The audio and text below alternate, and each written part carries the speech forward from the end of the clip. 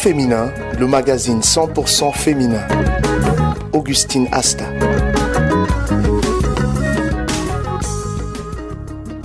Pour cette autre édition de votre magazine 100% féminin qui accorde la parole à la femme, nous recevons Madeleine Membe, journaliste, productrice de radio et militante camerounaise des droits des femmes. Bonjour et bienvenue. Bonjour Augustine. Aujourd'hui, on a le plaisir de vous recevoir dans ce magazine. Vous êtes aujourd'hui à la tête d'une association, Media Women for Peace. Présentez-nous un peu l'association dont vous avez la charge. Media Women for Peace regroupe quelques femmes professionnels dans les médias d'Afrique centrale, notamment le Tchad et la Centrafrique. Alors, au moment où les crises commençaient à secouer notre région, nous réunis un jour à Yaoundé, on s'est dit, mais qu'est-ce que les femmes font? Parce qu'on avait les échos de toutes les souffrances et toutes les atrocités que les femmes vivaient à l'époque. C'était il y a plus de 10 ans. C'était d'abord la guerre au Tchad et ensuite la guerre au Congo. Mais c'est à ce moment-là que les violences sexuelles ont commencé, notamment en Congo, RDC, Congo, Brazzaville et le Tchad. Donc les violences sexuelles, certes, mais on a pensé que, étant des femmes, cette violence-là, ça peut être un traumatisme d'une autre forme. Nous savions en tant que femmes ce que ça peut contenir comme globalement, psychologiquement et physiologiquement comme traumatisme et blessure. Aujourd'hui, votre association se veut un peu une arme redoutable pour le maintien de la paix en Afrique centrale. Est-ce bien cela? Armes, non, disons, nous contribuons. Bon, armes, peut-être en ce moment-là, on dira que nous sommes au front pour la paix. Nous voulons être cet éclaireur, cet veilleur de conscience sur ce que subit la femme pendant ces conflits, parce qu'elles sont les plus touchées. Ça, la plupart des analyses le démontrent, les plus affectées. À côté, au moment où on croit qu'elles sont des victimes éplorées, en train de pleurer dans leur coin, les femmes sont les plus résilientes. C'est les femmes qui accompagnent les communautés dans le relèvement moral et économique. C'est elles qui tiennent la famille et les communautés pendant que les hommes soit sont morts, soit sont enrôlés par les insurgés. Et c'est les femmes qui tiennent en quelque sorte la communauté, la société vit pendant qu'il y a le conflit parce que la femme est debout. Plusieurs années que vous êtes déjà sur le terrain. À ce jour, peut-on avoir une idée du bilan de vos activités? Nous ne fonctionnons pas à terme de bilan, nous fonctionnons en visant plutôt un impact. Est-ce qu'on peut observer une amélioration des conditions de vie de ces femmes? En quelque sorte, oui. Modestement, on peut dire que ça s'améliore un peu, quand bien même le conflit ne serait pas terminé. Surtout, rappeler aux différentes communautés locales, internationales et nationales que la solution militaire n'est pas la seule lorsqu'il s'agit d'apporter une solution à une crise. Si on veut la contribution des populations affectées, la contribution de toutes les populations, il faudrait qu'on accepte de donner la parole aux femmes, d'autonomiser leur voix et puis de les écouter. Donc, les femmes ont des choses à dire, les femmes ont des propositions à faire, mais malheureusement, le contexte global de violation de leurs droits, elles sont confinées. Si on prend essentiellement l'exemple de l'extrême nord où la culture et les traditions ont une emprise assez négative sur les mentalités, c'est un peu difficile. Donc, quand on vient, c'est pas parce que on veut convaincre qui que ce soit de ce que la guerre va finir ou bien non, c'est que les femmes peuvent apporter une solution, les femmes apportent une solution et surtout qu'on valorise leur apport, garantir un plat quotidien à un individu dans une zone traversée par une forte crise, et c'est pas tout le monde qui le fait, c'est essentiellement la femme. Elles utilisent toutes leurs astuces pour pouvoir apporter ces soins, alimentation, santé, éducation, elles assurent tout. Et nous pensons à Media Women for Peace que nous avons intérêt à renforcer la visibilité de telles initiatives, les initiatives de paix portées par les femmes. C'est pas seulement les femmes leaders, comme on les appelle, les femmes, encore que le leadership c'est à tous les niveaux, on peut trouver un leadership à l'intérieur d'une famille, mais savoir que même les femmes rurales peuvent avoir des initiatives et il faut valoriser ces initiatives, il faut renforcer l'autonomie des femmes dans ces initiatives-là. Aujourd'hui, vous êtes à Maroua, vous séjournez dans la région de l'extrême nord où vous avez organisé un atelier d'échange. Qu'est-ce qui aura motivé cet atelier? Pourquoi est-ce que nous avons intitulé cet atelier d'échange droits humains de la femme et prévention de l'extrémisme violent, ou alors lutte contre le terrorisme, pour satisfaire un peu aux préoccupations des Camerounais qui observent comme un malaise dans l'application de la loi contre le terrorisme, à la loi de 2014. Sans parler des abus, et on observe quand même qu'il y a des situations qui ne sont pas tolérables, mais qui ne s'acceptent pas facilement. Voyez-vous, quand on prend une femme, on l'interpelle dans le cadre de ce conflit, on la met sous mandat de dépôt, il y a toute une procédure judiciaire, parfois qui dure 3-4 ans. Et pour les cas que nous avons, à la fin, elles sont libérées pour faire non établi. Même si les procédures judiciaires sont longues, comment 4 ans, 5 ans, c'est la vie d'une jeune femme qu'on lui arrache, et surtout que par la fin, on découvre qu'elle était innocente. Qu'est-ce qu'on fait pour le préjudice moral? Et je vous apprends que parfois, c'est des filles qu'on prend à 30 ans. À 35 ans, quand elle ressort de là, elle est traumatisée. Les chocs psychologiques, c'est pas sûr qu'elle puisse encore enfanter. Donc, c'est sa vie qui est bouleversée. Donc, et les femmes sont protagonistes, c'est vrai. Mais à quel niveau? Elles portent les bombes, c'est vrai. Au niveau de leur participation et leur contribution dans les faits de terrorisme sont à minimiser. Quand on sait également qu'elles sont beaucoup plus de victimes, au moment de l'enrôlement, c'est parce qu'elles sont dans une précarité sur tous les plans, précarité affective, précarité matérielle. Elles suivent soit leur homme, soit leur frère, ou alors elles sont enlevées de force et contraintes à porter des bombes et manipulées pour porter des bombes. Alors comment est-ce qu'une femme aussi diminuée, quand elle est prise par les forces de défense et de sécurité, traduite en justice, qu'elle subisse justement ce temps de détention sans qu'un accompagnement lui soit fourni. Et c'est pour ça que nous avons pensé à un accompagnement psychosocial d'abord, et qui serait apporté par les organisations de la société civile, mais maintenant un accompagnement judiciaire, c'est-à-dire sensibiliser les juges et ceux qui disent le droit de l'aspect sexospécificité, dont la vulnérabilité de la femme, que ce soit en matière de conflit, que ce soit en matière de participation à des actes de terrorisme. Ensuite, un accompagnement judiciaire par les conseils, les avocats et tous les autres pour leur parler de leurs droits. La situation ici à l'extrême nord est assez préoccupante lorsqu'on sait le degré d'illettrisme des victimes. Globalement, dans la société, l'absence de consommation du droit. Beaucoup de gens ne savent pas ce que c'est que le droit, la loi antiterroriste, ce qu'il faut éviter. Donc on estime qu'en ce moment, les médias doivent également jouer leur rôle pour sensibiliser, éduquer les gens sur ces lois-là, les procédures judiciaires. Pourquoi est-ce qu'on est arrêté? Pourquoi est-ce qu'on devrait répondre à la justice de certains actes? Mais en amont, les sensibiliser, les éduquer, leur donner une information sur ce qui est fait, pourquoi c'est fait, quelles sont les réalités dans les maisons d'arrêt, et sensibiliser donc également l'administration pénitentiaire pour que les femmes reçoivent un traitement qui leur garantisse dignité et humanité. Voilà, je vous suggère, Madeleine Membre, de marquer en temps d'arrêt question de prendre ce reportage justement qui nous plongera au cœur de cet atelier d'échange organisé ici à Maroua, chef-lieu de la région de l'Extrême-Nord. Un reportage de Francine Djaba. Plusieurs femmes victimes de Boko Haram se trouvent dans les milieux de détention par ignorance. Et dans cet univers carcéral, leur dignité et humanité sont très souvent en pointillés. Madeleine Membre, coordonnatrice de Media Women for Peace. On avait pour objectif d'attirer l'attention des communautés et notamment de ceux qui sont dans la chaîne de la justice sur la vulnérabilité des femmes présumées ex-combattantes de Boko Haram qui croupissent pour certains dans des prisons. Pour les avocats, la tâche n'est pas toujours facile dans ce sens. Honorine Bahane, avocate au barreau du Cameroun. Juste sous le prisme d'un bon de garde à vue. Un client peut faire 1 an, 2 ans sous le prisme de bon de garde à vue, ce qui n'est pas normal. Lorsque vous constatez cela, vous vous démenez en tant qu'avocat pour que le client soit légalement détenu. La question de l'accompagnement sur le plan psychosocial des femmes victimes de terroristes était aussi abordée. Gisèle Nguengue, représentante de l'association de lutte contre les violences faites aux femmes. Nous devons les amener à avoir des pensées positives. Nous travaillons sur la pensée pour changer le comportement. C'était un atelier d'échange plein d'émotions avec les témoignages des femmes victimes des atrocités de Boko Haram qui ont associé leur voix à celle du réseau de Media Women for Peace qui plaide pour une justice qui prend en compte l'état de vulnérabilité des femmes protagonistes de violences terroristes.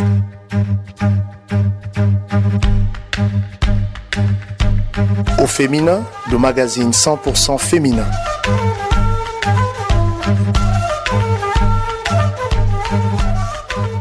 Retour dans ce studio de Fortune, toujours à nos côtés, et vous avez écouté ce reportage de Francine Djaba. Alors qu'est-ce qui vous aura marqué particulièrement depuis que vous êtes sur le terrain, parlant de ces cas, de ces atrocités, de ces violences dont subissent les femmes? C'est la capacité de résilience des femmes, parce que vous vous en doutez, depuis que je suis à leur côté, c'est en 2017 que nous avons commencé nos rencontres et nos activités. J'ai écouté, j'ai pleuré à chaque occasion. C'est pas parce que je suis trop sensible, mais parce que les histoires qui vous sont relatées vous touchent, vous remuent les tripes.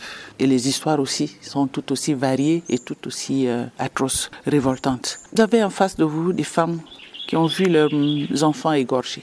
Alors, pour un être humain, on te réveille la nuit. C'est l'enfant, ton fils aîné de 22 ans qui te réveille la nuit. Maman, quelqu'un vous cherche dehors. Parce qu'il a entendu toc, toc, toc, toc. On dit à l'enfant, regarde c'est qui. Il vous appelle. Le monsieur et la dame sortent. Dès qu'on les voit dehors, on attrape rapidement le garçon de 22 ans. Et on dit aux parents, à partir d'aujourd'hui, vous n'avez plus d'enfants. Et on l'égorge. Et tu es debout.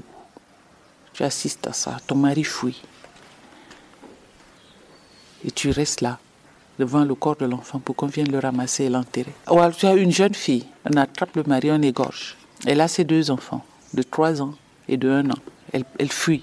En fait, ce n'est pas elle qui est visée, mais elle sait qu'elle doit fuir, elle doit protéger ses enfants. Elle doit se mettre en sécurité quelque part. Donc elle fuit, elle voit tout le monde qui fuit. Et nous sommes en période de crue, période de pluie. Et à un certain moment, quand l'eau baisse, tout le monde peut traverser. Alors pendant qu'elle traverse, la vague lui prend le bébé de 1 an. Mais elle trouve la force de traverser avec celui de 3 ans. Et dès qu'ils arrivent en lieu sécurisé, la première des choses, c'est la fatigue. Elle se couche, elle couche son garçon de 3 ans.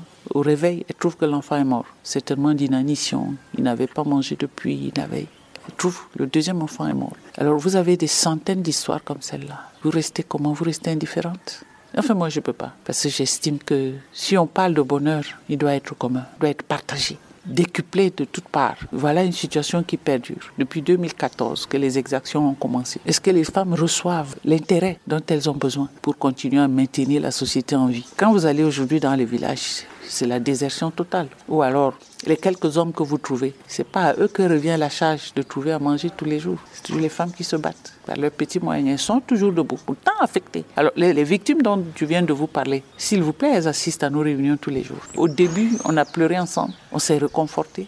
Et maintenant, elles sont dehors à mobiliser, à fouiller parfois dans les zones les plus reculées. D'autres femmes qui sont dans la détresse et qui ne savent où aller, où se tourner. Elles leur disent, viens, venez.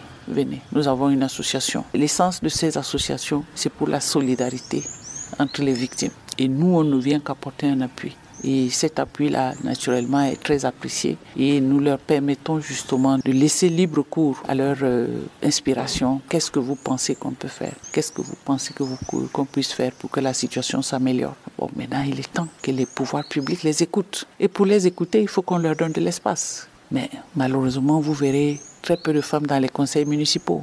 Vous verrez très peu de femmes prendre la parole là où elles vont être écoutées. Rien n'est organisé au niveau rural pour que les femmes puissent participer à tous les débats de société. Elles ne vont pas intervenir sur les sujets économiques, mais en matière d'éducation, de nutrition, de protection de la santé. Elles peuvent faire des propositions qui devraient être prises en compte. On devrait le savoir avant de s'accrocher sur les quotas pour le leadership des femmes professionnelles. Non. En zone rurale, en milieu rural, elles n'ont pas besoin de quotas. Elles ont juste besoin de voir leurs propositions prises en compte. Et qu'est-ce qui est fait au niveau de Media Women for Peace pour lutter contre la radicalisation, l'endoctrinement également des femmes? Nous n'avons pas une expertise pour apporter une ébauche de solution à ce problème. Non, nous sommes des femmes journalistes et avec une expertise en communication.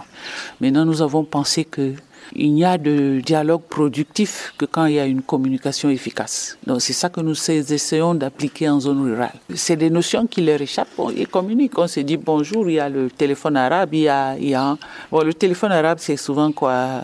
Le message est porté, mais dilué, transformé, édulcoré, bref, tout ce que vous voulez. Or, quand on vient avec notre expertise en matière de communication, on leur montre ce que c'est que la communication, on leur présente ce que sont les supports de communication. Et les supports de communication ici en zone rurale, on les identifie, on fait un inventaire de ce qui est possible, de ce qui est disponible. Je veux dire, les affiches, Donc vous verrez Média Women for Peace ou alors le cœur d'une mère, parce que c'est notre groupe de femmes que nous avons mis sur pied ici dans l'extrême nord. Le cœur d'une mère va faire des affiches dans les différentes langues locales, en Kanuri, en Mandara, en Fulfulde et en Hausa dans certains contextes.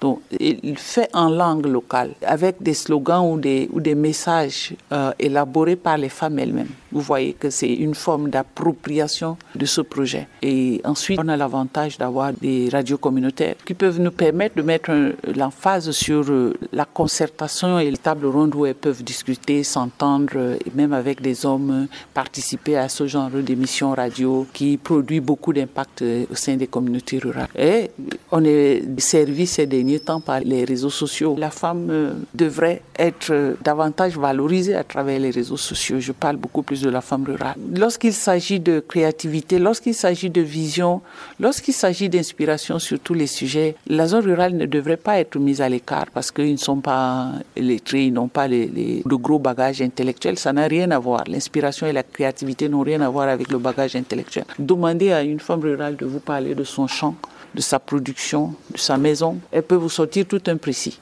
Mais maintenant, comment est-ce qu'on les aide ?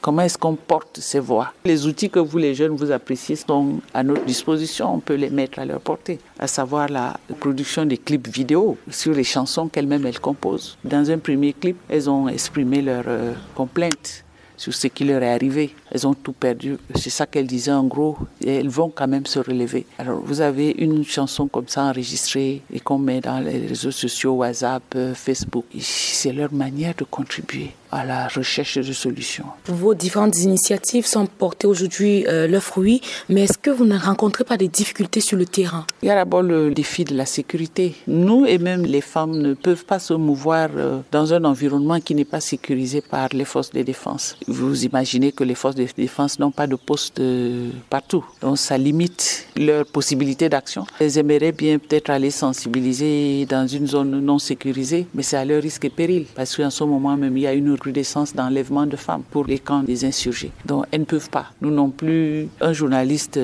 par essence doit pouvoir être libre de ces mouvements. Je ne condamne pas les journalistes embarqués qui vont souvent faire les reportages, mais c'est, si vous voulez, le vrai travail, c'est sans accompagnement et sans protection de cette nature pour que les gens puissent s'exprimer librement.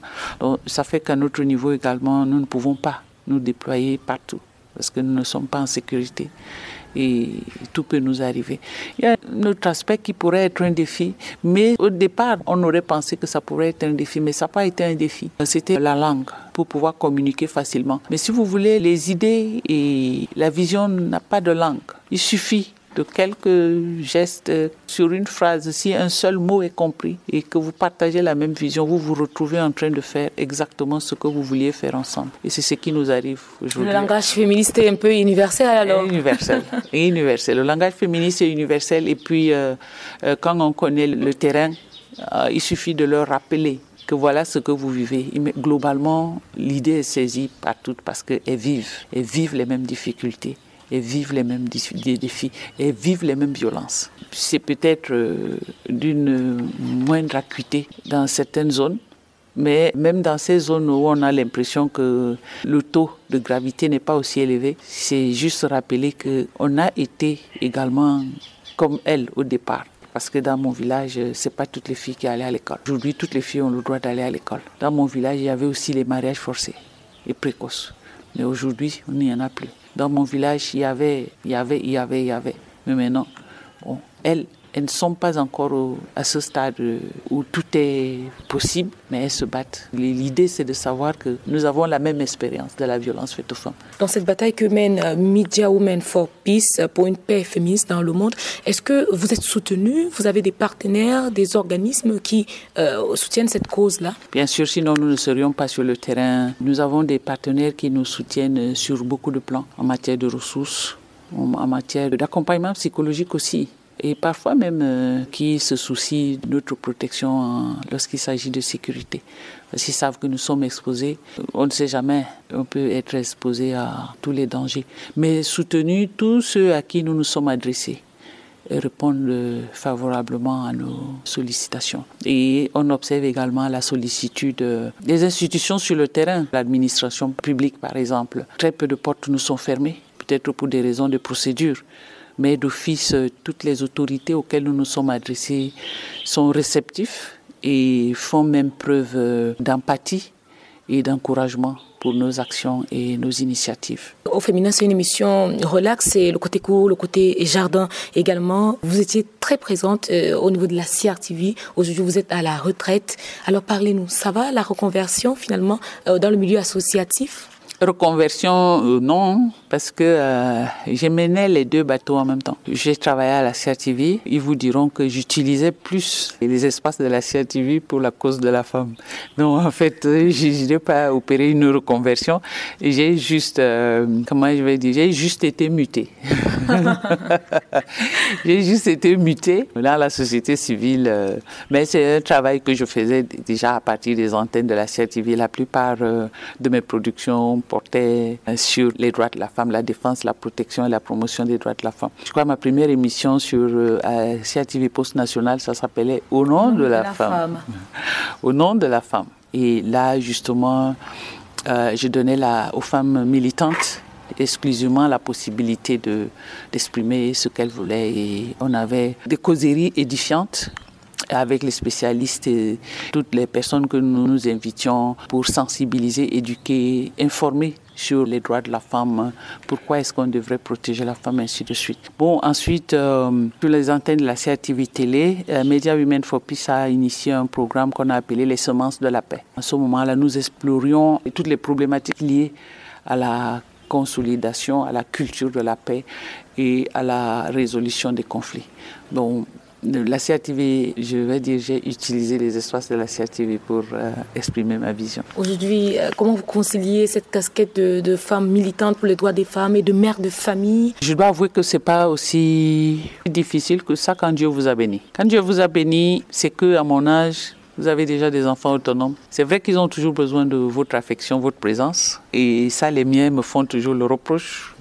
Maman, elle n'est jamais là. Maman est toujours en voyage. Grand-mère est toujours en voyage. Grand-mère n'est pas là. Maman n'est jamais là. Mais ils se sont habitués parce qu'en même temps, ils sont un peu fiers de voir que ce dont eux, ils ont bénéficié, j'en fais profiter à d'autres personnes. Et donc, il n'y a pas de compétition à ce sujet. Ils m'attendent calmement.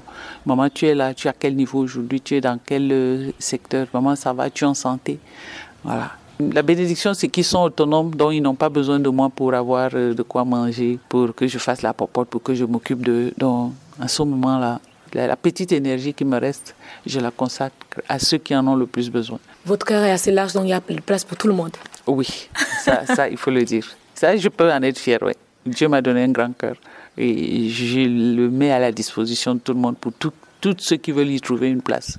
Un peu de mots, si on vous demandait de vous définir, qu'est-ce que vous trouverez à nous dire? Ah ben ça, c'est une question très difficile.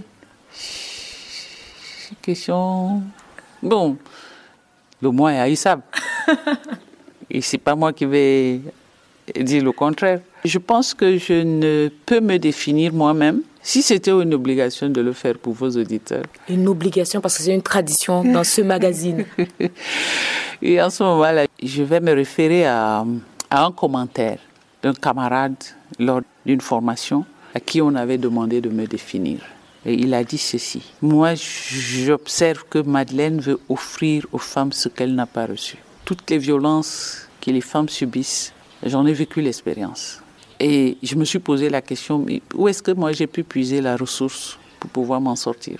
Parce qu'à quelque niveau que ce soit, ça affecte. Ça va affecter le parcours scolaire. J'ai fait une bonne déperdition, une bonne période de déperdition scolaire. Mais j'ai pu me relever, me rattraper. Pas trop. Mais j'ai partagé la souffrance de mes parents. J'en ai fait mienne. Et c'est ça qui fait la vraie raison de mon combat. Donner aux femmes ce que moi je n'ai pas reçu. Parce qu'il y avait un Dieu pour me reconforter, me rassurer. Et aujourd'hui, il est là pour me dire, allez de l'avant.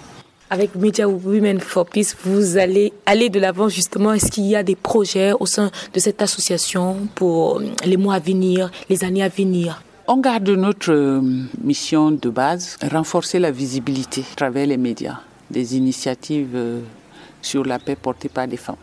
Et là, tant que l'occasion va se présenter, et surtout si on est informé de l'existence d'un groupe ou de quelques individus femmes qui militent pour la paix avec bonne philosophie, une belle vision, une initiative qui crée l'impact, vraiment ce sera toujours de notre devoir de porter ça sur les médias pour que tout le monde s'en inspire, pour que tout le monde partage. Alors, nous sommes arrivés au terme de cet entretien. Madeleine Membe, vous avez un message? Qu'est-ce que vous voulez dire à l'endroit des femmes et peut-être des hommes et femmes de médias qui nous écoutent en ce moment même, dans la région de l'extrême nord et même au Tchad, puisqu'on est reçu aussi de ce côté-là? Les professionnels de médias ont fait du sujet femme un sujet qui ne vend pas. Je le dis pour le déplorer. On vous dira dans les médias, globalement, c'est un sujet qui ne vend pas. Donc, on ne peut pas réserver un espace parce que c'est pas un produit qu'on consomme avec délectation comme le football, la publicité, les activités politiques, tout ce que vous voulez. Mais aux femmes et aux hommes de médias, de comprendre que sans l'équilibre de la femme, sans l'équilibre psychique de la femme, sans l'équilibre en société de la femme, sans l'éducation de la femme, la société ne peut pas bien se porter. Donc, que de vouloir en même temps la paix, alors que la paix dépend également de l'équilibre d'une partie, d'une moitié de la population, et dire qu'on va faire la paix pendant que d'autres souffrent, c'est une utopie. Et si les médias assument leur rôle d'éclaireur, de porte-voix, de tout ce que vous voulez pour la société, il faut qu'ils inscrivent le sujet femme dans leur politique de production. Maintenant, aux femmes qui nous écoutent globalement. Chaque être humain a de la ressource, et une ressource propre. Dès qu'on a coupé le cordon ombilical là, vous êtes déjà seul, jusqu'à la mort. Donc, si les femmes comprennent qu'elles ont leurs ressources propres et qu'elles devraient gérer cette ressource seules pour se sortir de certaines situations, on avancerait. Mais maintenant, il y a le conditionnement social qui influence, qui pèse, qui détruit des vies. Il y a des constructions sociales qui font que les autres se sentent supérieurs. Et le conditionnement pour que la femme se sente inférieure. Pour peu qu'on enfreigne cette règle, on est une dévergondée, on fait honte à sa famille, parce qu'on n'a pas accepté le mariage qui a été arrangé, parce qu'on veut à tout prix aller à l'école, parce qu'on veut être libéré. Et je dirais aux femmes, ne pas jamais céder à cette faiblesse. De se dire, quand je suis forte, je peux pouvoir mieux négocier avec les autres. À ce moment-là, même les liens affectifs de la famille, vous allez le négocier et être en équilibre avec les autres. Même le lien amical avec les autres, même le lien marital. Vous pouvez lever la tête et dire à votre mari, je ne suis pas ton esclave, je ne suis pas ton objet. Voilà, moi je suis autonome. Voilà ce que moi je peux faire. Je suis complémentaire à toi. Nous serons en équilibre si nous nous respectons les uns les autres. Merci infiniment d'avoir accepté cette invitation, Madeleine Membe. Merci Augustine. Ça a été, ça ressemblait à une confession. Je me croyais devant à l'oreille d'un prêtre. À l'époque, on ne voyait pas le prêtre. Il y avait juste un petit grillage où on sentait que son oreille est collée. Et on ne voyait pas son visage, mais on entendait comment il disait « Continue mon enfant ». Continue mon enfant. Et au moment où il vous récitait la liste de la pénitence que vous devez aller faire pour le péché que vous lui avez avoué, vous repartiez sachant que vous avez écouté la voix de Dieu. Merci pour cette invitation. Merci beaucoup. C'est donc terminé avec des confessions féminines. Ah oui. Connaissant les journalistes, je sais que vous reviendrez jour à l'âge.